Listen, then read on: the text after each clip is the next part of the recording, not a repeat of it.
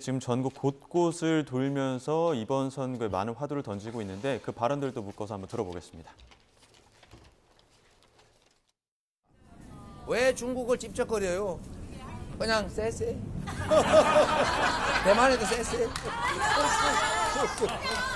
이러면 되지. 뭐 자꾸 여기저기 찝쩍거리고 무슨 양안 문제 우리가 왜 개입합니까? 민주주의 파괴에 대해서 심판하는 것이기도 하지만 완벽한 신한일전이다. 이번 총선에서 국가 정체성이 의심되는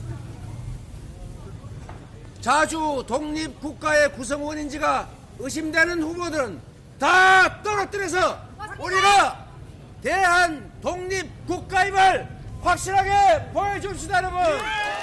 민주당은 민생경제 비상사태 해결을 위해서 국민 모두에게 1인당 25만 원, 가구당 평균 100만 원의 민생회복지원금 지급을 제안합니다.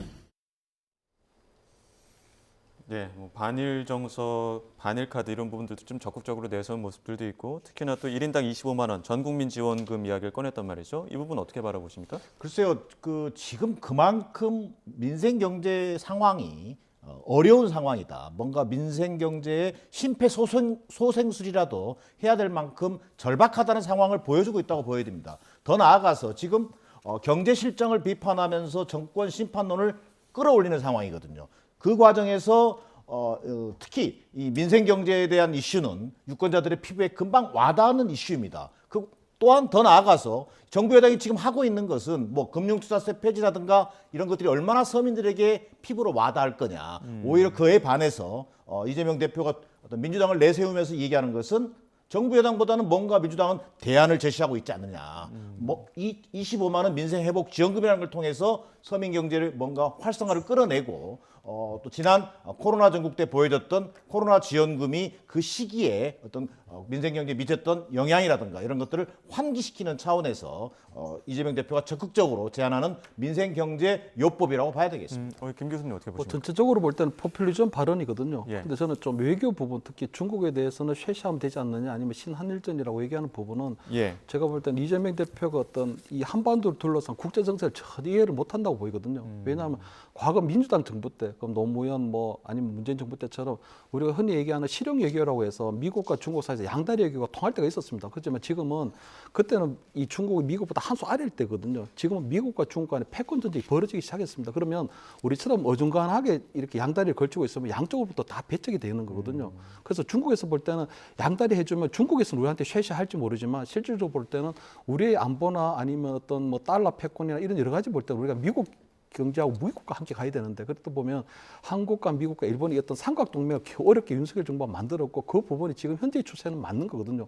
그런데 지금 이재명 대표가 어떻게 중국에도 이렇게 양다리 걸치면 되지 않냐 해버리면 앞으로 아마 여러 가지 부분에서 저희들이 중간에서 어떤 국제적으로 고립될 가능성이 굉장히 커지거든요. 그렇기 때문에 지금 어떤 신한일전이나 쇄세라고 하는 그 발언, 포퓰리즘 발언이기도 하지만 앞으로 아마 이재명 대표 어떤 준비 안 된 대통령 후보 앞으로 이재명 대표가 어떻게 보면 대통령이 된다면 굉장히 우리 한반도가 위험한 상황에 빠질 수 있다는 그런 것들 그대로 적나라하게 보여줬다고 보고요. 저는 그 민생지원금 25만 원 같은 경우에는 이거는 약간은 저는 피싱 캠페인이거든요. 어떻게 보면 유권자들의 마음을 혹때는 그런 피싱 캠페인 일종이라고 볼 수 있는데 당연히 이제 뭐 정부가 예산 편성을 갖고 있기 때문에 저는 애당초부터 실현이 불가능합니다. 정부가 반대하면.